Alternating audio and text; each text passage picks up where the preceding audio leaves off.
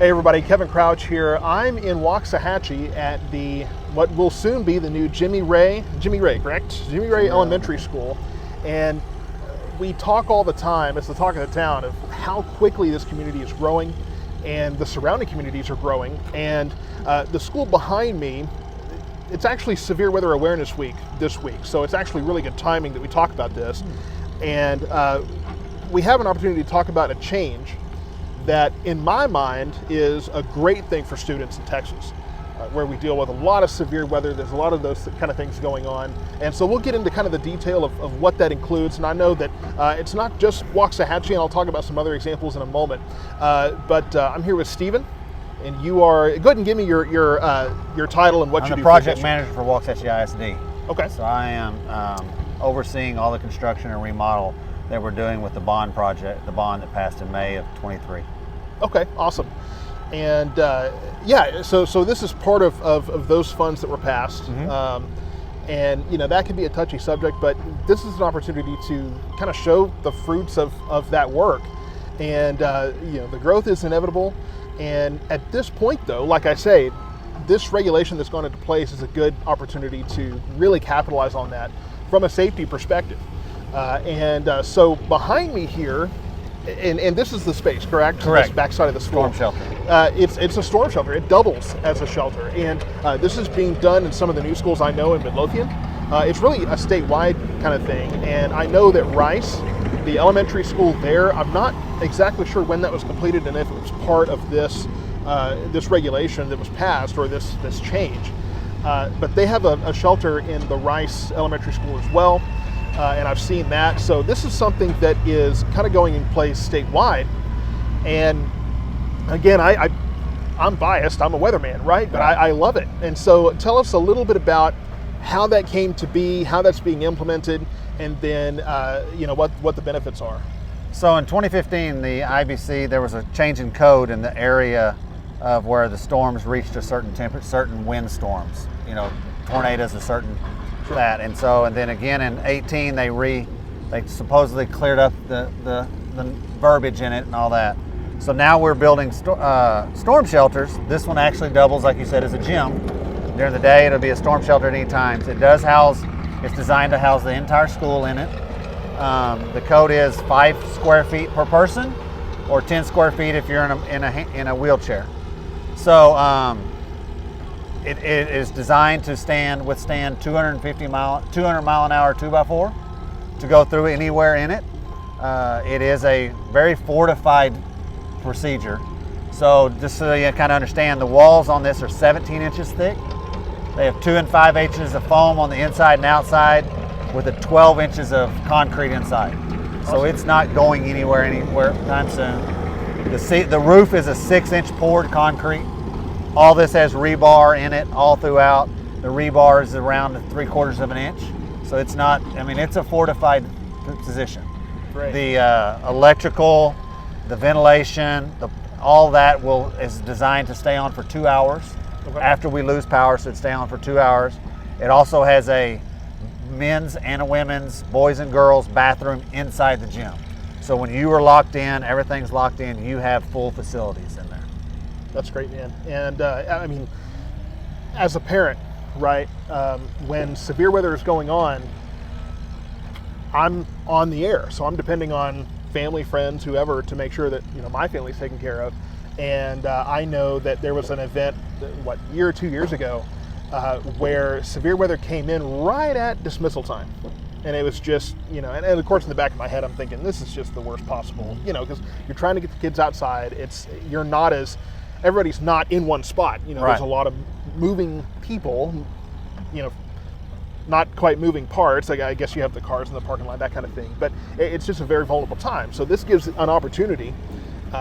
In that case, when I was a child, my grandparents picked me up from the school, and as I was getting in the car, they were actually pulling kids back for that specific reason, because there were storms going on. And so, let me ask this: is this Texas Tech certified? Is that the certification that they gave? Because I know that's where they fire the 2x4 out of the cannon, and I got to push that button one day. Yeah, I mean, it is. All this meets the codes that are required in that IBC.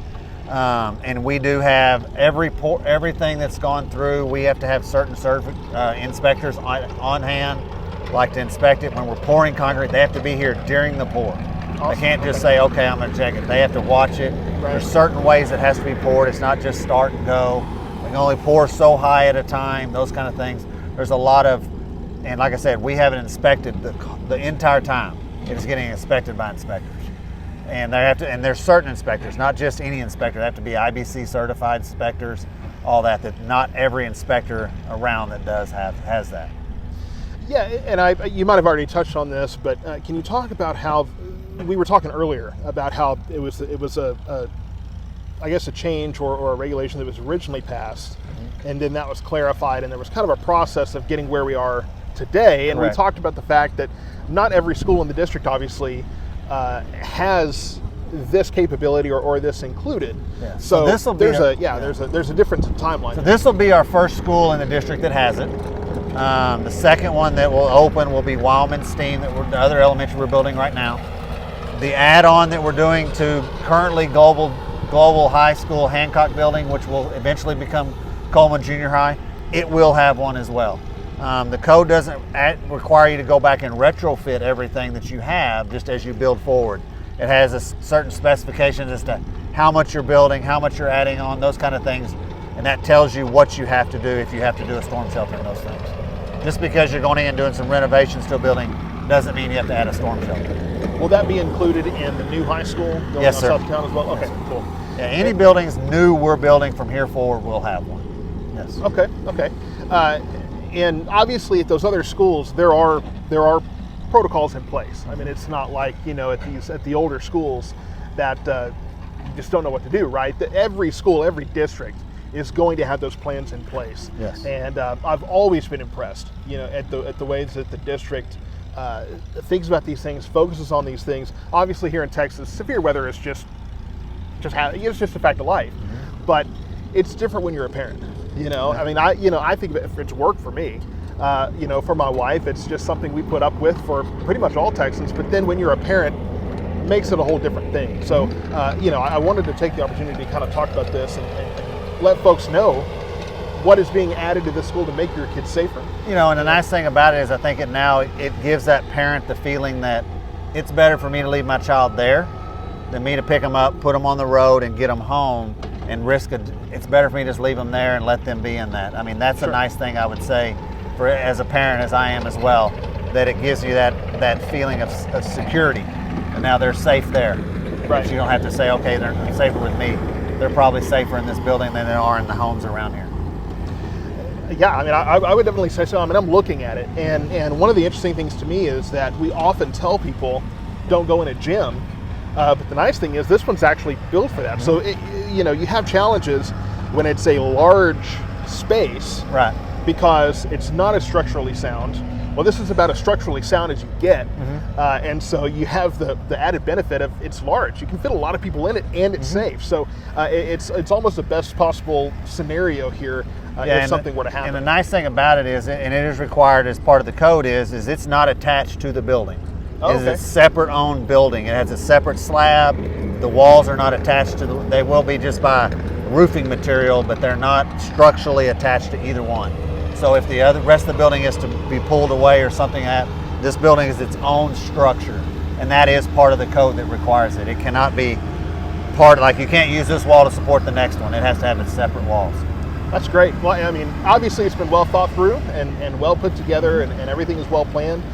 My prayer is that it's never tested, but if the opportunity does arise, this is going to be a safe spot. And it encourages me that we're used to severe weather, but at the same time we are doing the work necessary to keep these kids safe and to, in my mind, set a good precedent. Because as the more we prioritize this, I think we're going to be going in the right direction. So it is Severe Weather Awareness Week right now, and so I'll have different things coming out talking about that. And we have a severe weather threat this week, and we're getting into severe weather season. It's decided to kick right off. So it's a good thing to know that we are going in this direction. and hopefully, we continue to put a bigger focus on how we can keep our community safe. So thank you so much for watching this, and more conversations like this to come in the future.